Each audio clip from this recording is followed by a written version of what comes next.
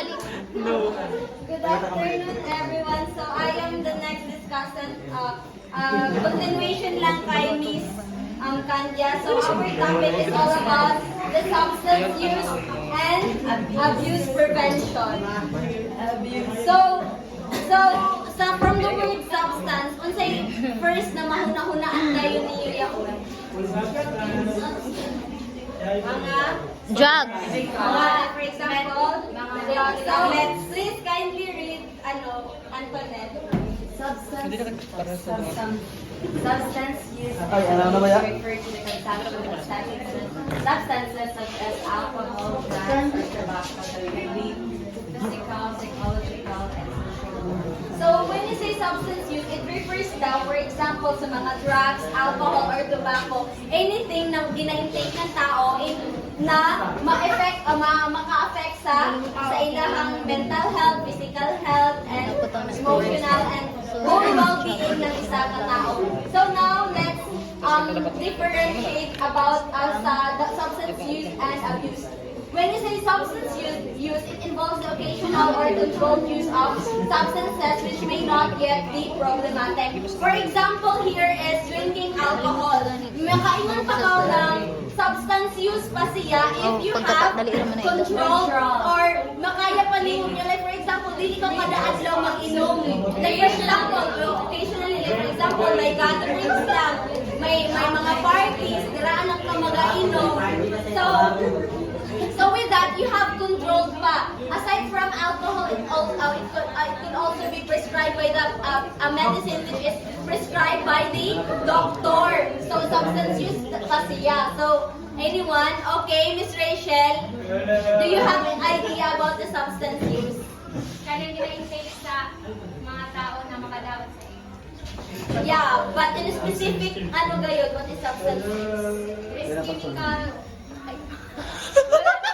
It is something from the word itself, and when makainom ka ko na substance use pa siya, if you have the control in it bitaw. Like for example, abuse na. Alcohol, di mo may pa control, dili ko kada ano, sige, inom or dili ko mag-drug something, illegal drugs yun.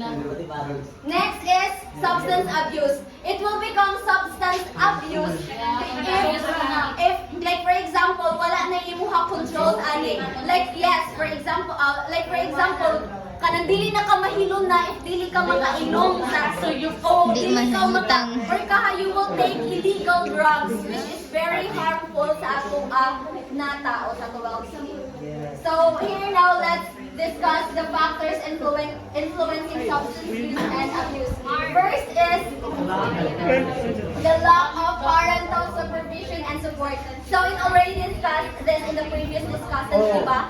So ang kuan daw ng isa ka individual, it has the parents really has play Special. vital role talaga sa development ng isa ka bata because the parent will guide or supervise the samtang muda ko bito ang bata, so they will the parents will help their children to develop their characteristics and behaviors. Mutuo ba mo ana? Yes. Mutuo na lang mo para madali. Di ayaw. Without the love and care of the parents, of course, hanapon yun na ng bata sa lain na tao. For example, no, very commonly here is sa mga friends. Okay lang untana kung ang friends nimo is a good influence pud sa imuha. But what if dili? Kanang mga barkada nimo is mga palahubog. Like for example, si Norte. Mga bisyo, mag-take ng mga drugs, illegal drugs. So there are tendency talaga na matapnan ka or maadaan ko nimo. But we will also discuss this. Connected kayo. So here, amoy na ko lang na strong peer pressure and curiosity.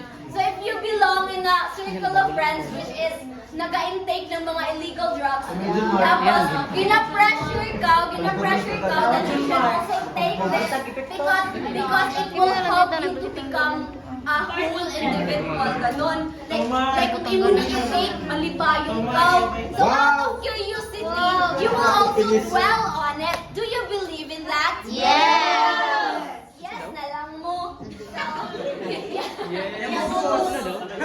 Next is relief from stress, anxiety, and depression. So, sa akin sa may mga stress din eh. Wala'y nag-ano din eh, nag-take out lang. Some of the people, okay, So sometimes no nagatake sila for them to be out to can escape from reality or sa ilang mga problems. Very good. Very well said, Miss Antanael. So, yes, some of the di ba sa ato kami atong yung mga tagsa-tagsa ng mga problema. So, some of them, kay ila yon solusyonan by taking illegal drugs or by binging, drinking of alcohol. So, nga na yung bito, kinso may gibuwagan nga ni Kuya, di ba? Iinom na na sa kasakit, di ba? Mga anak mo. Mga anak mo. So they are using alcohol in my life. Drugs and alcohol to relieve from the stress, anxiety, and depression. So, in idea, wala na. Okay. Example sa One Direction go, lumilupad na kami sila. Si Liam. Lento, over dance sa tumambiri. Okay, next is intense feelings of pleasure. Ngayon ba na pag makatake sila ng illegal drugs, di ba? Murag sila ng once, ano tawag yun? Mahay.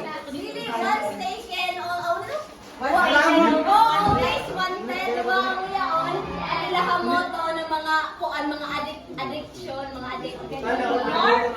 Yaon, so pag gina-intake, pag they will intake illegal drugs, they will feel the emotion of pleasure. Like dili sila mahinuna pag dili sila makatake ng illegal drugs. Like marijuana, it can also be like yung alcohol, which is, di ba alcohol, it will really drive you? Next, so these are the prevention and support in order to lessen the effects of the substance abuse. In terms of education, okay.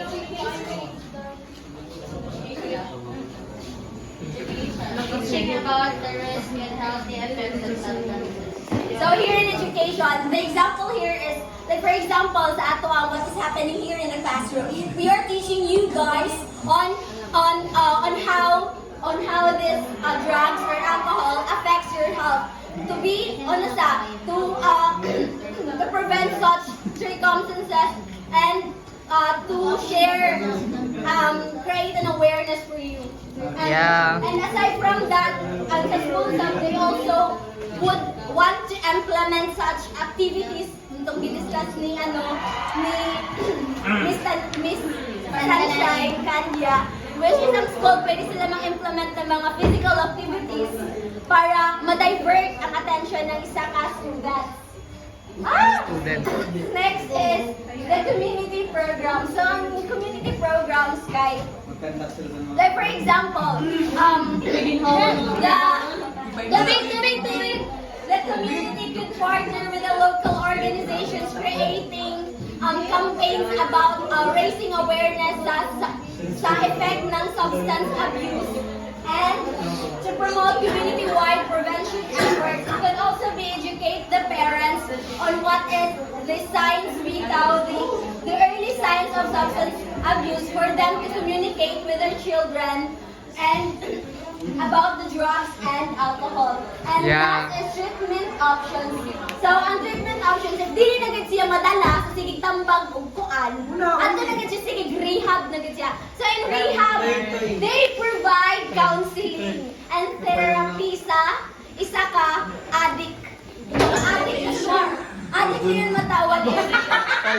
Okay, So also in rehab kay kibali dila itong ingon ni Mariel na dili dayon ginakuhaan og kanang drugs, dili dayon sila ginakuan ginahinay-hinay lang kay dili gina siya pwede na dili na dayon sila kaliton. Oh, because in rehab programs, it really takes time. It has a gradual process, and you cannot just take it talaga for them because it really takes time for them to recover, overcome those addictions.